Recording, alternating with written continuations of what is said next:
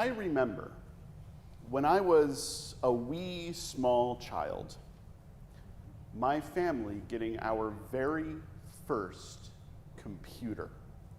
It was a Commodore 64 with, I believe, 64 entire bits of memory. It didn't have much of an operating system, just a blue screen that came up that you could type in. And all of the software that we could use was either on cartridges that plugged into the back of the machine, or eventually cassette tapes that you could put in the tape player that connected to the machine via a cord. And it was, early on, I think, just hooked up to an old black and white TV in its own room, the computer room. And that was it. And I was a kid, so pretty much all that I did with it was play games. Not good games. I mean, Pac-Man, I guess, and Omega Race, which was like a little space fighter, and some game that I don't remember the name of that was about brushing your teeth. I'm sure I was supposed to learn a lesson from that. But after a while, we started getting more. We got a disk drive with the big 5 1/4-inch floppies that you could put in, and it would take a minute to boot up. And more games were open, and word processors were there. You could type things out, and on the daisy wheel printer, it would print out, making that weird, annoying sound that old printers made, and new printers often still make, because we have not improved the printer in 30 years. After a while, that computer went into the computer room in the basement, and we got a new computer that went into the office upstairs. It was an Apple. And with that came, well, a bunch more games and a color screen and all sorts of things, but also, because my parents were professors at the university, a connection through our telephone line to this thing called the internet. Suddenly, I could access an entire world of information. There were no pictures yet. It was all still text, and I remember asking if I could get on the internet because it meant our phone wouldn't be available. But I remember asking if I could get on the internet and logging on and joining this web browser called Lynx, where I could just type in what I was looking for, and it would show me a whole world of text. I, again, used it mostly for games. There were these things called multi-user dungeons, these role-playing games right online where you could take your little gnome rogue through a world of danger and peril by saying things like, go north, light torch, fight orc. It was pretty basic. It was pretty simple. But after a while, my world grew there. I could email people. If I went to camp and I met some new friends, I could get their information and I could send them messages over the internet, over the phone line, and we could communicate not quite instantly, but faster than a letter. Not as personal as a phone call, but also not as awkward as a phone call when you're a teenager or when you're 48. It was a way of connecting with people all over. You could join bulletin boards and see what was happening. You could get news. It was amazing. It was this whole world where once I had to look information up in the horribly outdated World Book Encyclopedia, I could now find stuff that had been written as early as this morning to tell me what things were like. In many ways, I grew up with the internet. In a lot of ways, I came of age with the internet. So I remember creating a website on GeoCities. I remember blogging on WordPress. I remember having conversations with people, just people, on social media. And some of them didn't know anything, and some of them were experts in their fields. And we could talk. And I remember when Facebook was nothing more than posts created by your friends in reverse chronological order. And that was it. There's a good version of the internet. It existed. I know it existed. I was there. It was awesome. But at some point, and for reasons, things went downhill. And now I have this device in my pocket that has more power than the computers that took us to the moon, that keeps me connected to the world, and lets me look up information, and often makes me angry. That Facebook, that thing that used to be posts from friends in reverse chronological order,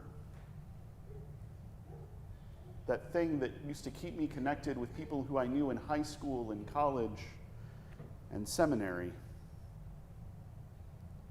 when I opened it this morning, was AI-generated videos of cats and advertisements and suggestions to follow this or that, and a couple of posts that were designed to raise my blood pressure, to tick me off. Something that was once so great and so amazing has in so many ways fallen apart. And as one tech journalist I know puts it, I will never forgive them for what they did to the computer.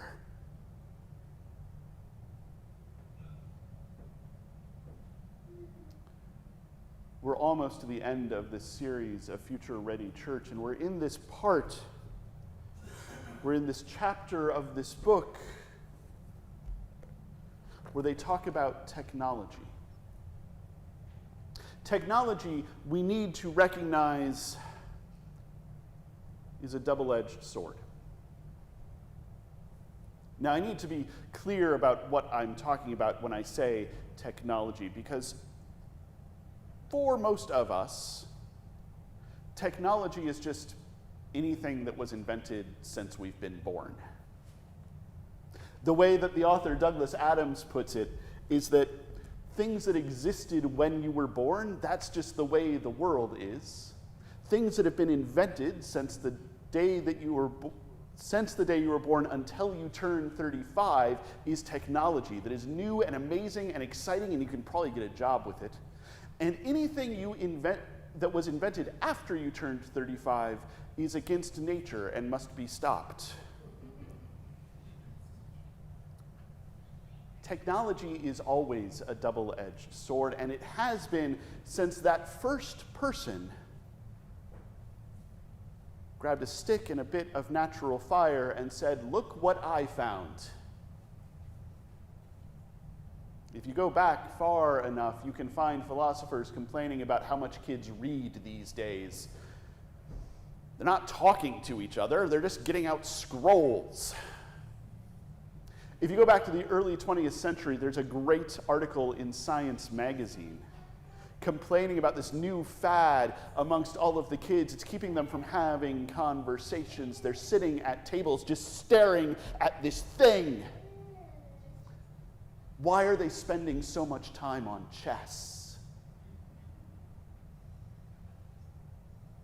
Since time began, people have been complaining about technology, about the things that have made life better and the things that have made life worse, and they are often the same thing.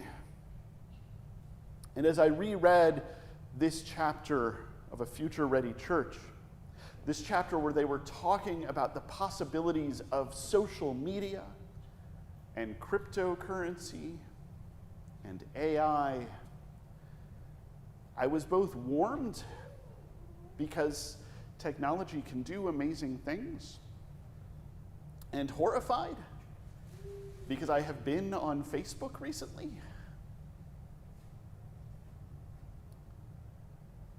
Technology is a double-edged sword. There is good and there is bad. And figuring out what is good and what is bad is often incredibly difficult. And most of us, most of the time, are spectators to it. Most of us, most of the time, hop on our computers, or more frequently our phones, or sometimes our watches, and we look at the world through a window. And that window is telling us what we should see. Facebook, again, is no longer the posts of friends in reverse chronological order. It has an algorithm. It is making decisions for us. It is saying, you really want to see this ad for a camera that you bought a month ago. You really want to see this AI-generated video of cats. You really want to see this post from whichever political party or pundit that is going to make you mad. And it serves it up. And it disconnects us. It makes us angry.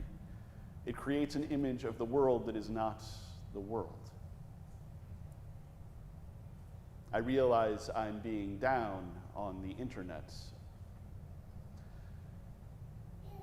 It is a useful thing. It is a good thing. I am glad that we have it. I grew up with it. I know it.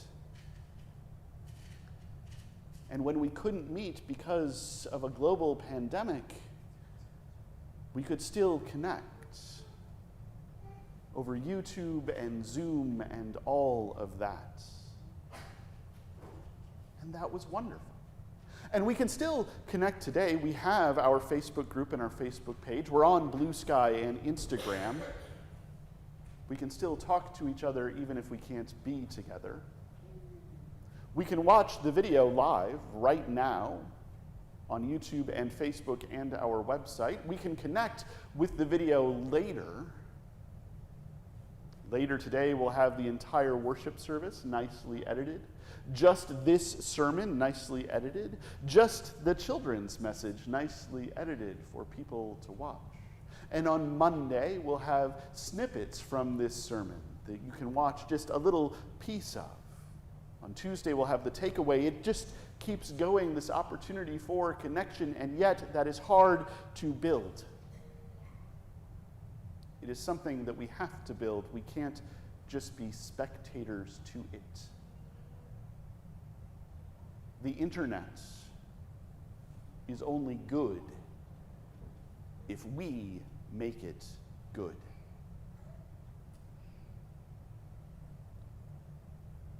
Our reading today is the foundation of our faith. It is this wild idea, it is this thing that I'm not sure even people at the time could quite grasp. It is this thing that I know people today have trouble grasping. It is the beginning of a story about a God who is love, who saw the world that once was beautiful, that once was a garden, that once had enough and more than enough and only a couple of people and a bunch of animals, that once was lush and green. It is the beginning of a story about a God who is love, seeing that world and seeing that it has fallen apart, that things are not what they once were, and chose not to be a spectator. How could God be a spectator? God is love. How can God look at this world that is falling apart and let it fall apart? Let it burn to ashes? No. This God who is love cannot stand on the sidelines. This God who is love has to take action. So this God who is love comes into the world as one of us in an era without the internet, and begins to change it. Does this work of redeeming and restoring the world, and even though it's hard to see at first, there are little shoots of a garden coming out of the ground. I know that you know this story, but do you know how amazing this story is? Do you know how astonishing this is? In a world where so many of us sit on the sidelines, God, who could have done nothing, who could have shut the whole thing down and waited 30 seconds and just rebooted everything, chooses instead to come into the world and put it back together and make it what it once was, little by little.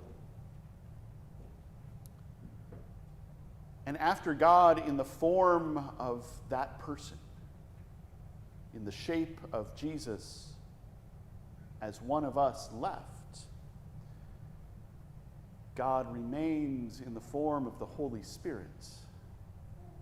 God stayed with us as an advocate so that we could continue the work, so that those of us who had seen this Christ could keep doing what Christ had been doing, could keep nurturing that garden that was growing, could keep taking little snippets and planting the shoots and raising them up. And somehow,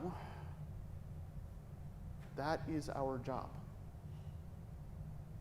We are Christians because we follow Christ. We are Christians because we listen to Christ and go where Christ has gone, and go where Christ is going. And we are filled with this Spirit that calls us to ever new places, to keep doing this work, to keep nurturing this reign of love until it fills the whole world.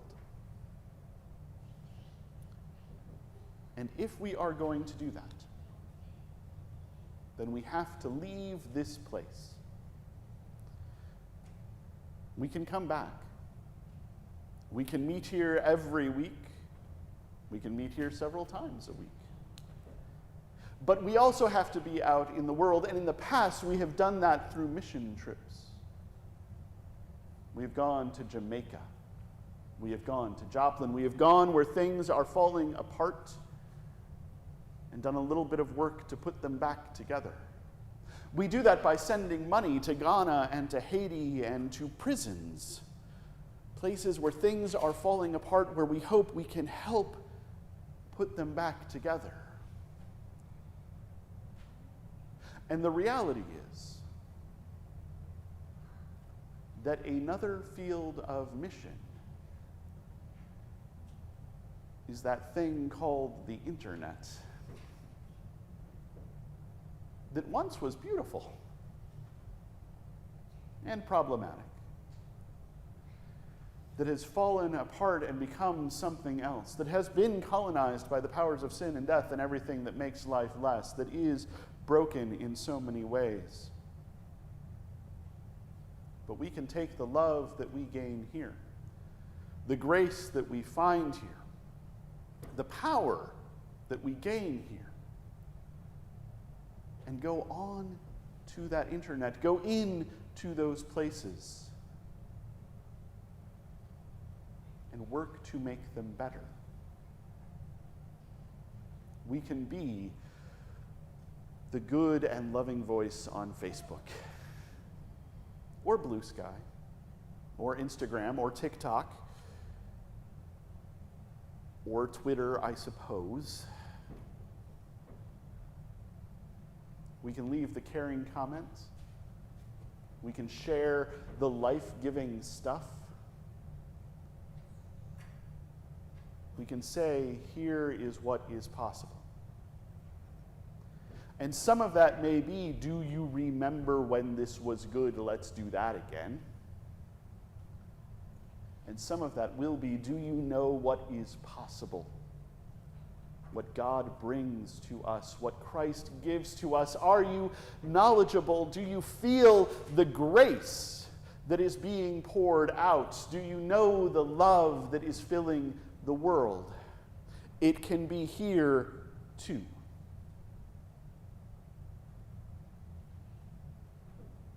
And maybe we can find some way of merging those worlds. The physical here, the online out there, and build community across a great divide between real and digital. Maybe we can recognize how much digital is real and how much the real is digital. Maybe we can find a way to bridge this chasm to make one big world where love reigns supreme. And so I guess this message ends with an ask. Because I think a lot of what we do here is good. I think a lot of what we do here adds love to the world. I think a lot of what we do here nurtures God's reign of love. And I know a lot of what we do here gets put online. And I know that a lot of you see it pass by your feeds. Every so often the algorithm says, you need to see this. And I know a lot of you know where to find it. And I know a lot of you know where that little like button is. And some of you even click it. There's the worship service. Click. There's the sermon. Click. There is an announcement about the garage sale. Click. And that's good. And I am grateful for that. But if you find it life-giving, I will point out that there is a button next to the like button called Share. And you can click that one too.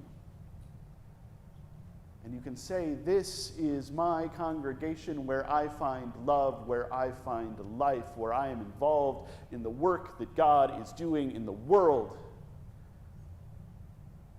I'm handing it over to all of my friends. And maybe, possibly, on that rare day, for that rare moment when suddenly Facebook is back to being just post from your friends in reverse chronological order, someone will see it. And they will discover that they are loved and worthy of love and called in to love. And I know that doesn't sound like much, but little by little it is enough. And little by little, wherever we are in that digital world, if we can tell people if we can say to people, if we can share with people the fact of the God who is love, who comes into the world in love to redeem the world in love, to bring the world to love, if we can share that with people, we just might be able to change the entire world into that garden that it once was, where there is enough and more than enough for everyone. And what a world that would be.